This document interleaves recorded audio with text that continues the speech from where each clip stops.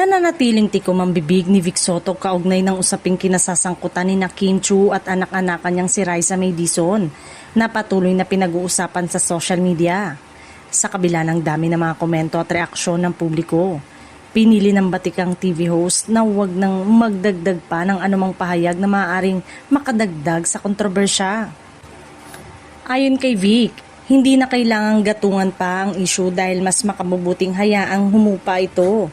Para sa kanya, ang mahalaga ay ang patuloy nilang pagtupad sa kanilang tungkulin bilang mga host na maghatid ng saya at aliw sa mga manonood sa bawat programa. Hindi na rin nagbigay ng anumang panig si Vic tungkol sa mga batikos at opinyong umiikot sa social media.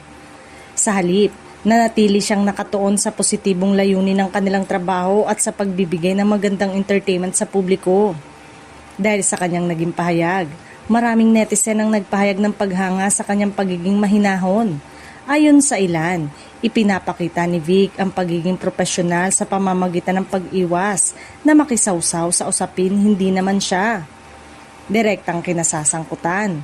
May mga tagahanga ring nagsabing tama lamang ang naging desisyon ng tinaguriang bossing na wag nang magbigay ng dagdag na komento. Para sa kanila, mas makabubuting ituon ng atensyon sa pagpapasaya sa mga manonood kaysa palakihin pa ang kontrobersya. Sa ngayon, ay nananatiling usap-usapan pa rin sa social media ang issue, ngunit marami ang tuluyan na itong humupa sa mga susunod na araw. Samantala, ipinagpapatuloy ni Vic Soto at ng iba pang host ang kanilang layunin na magbigay ng saya, inspirasyon at positibong entertainment sa kanilang mga manonood.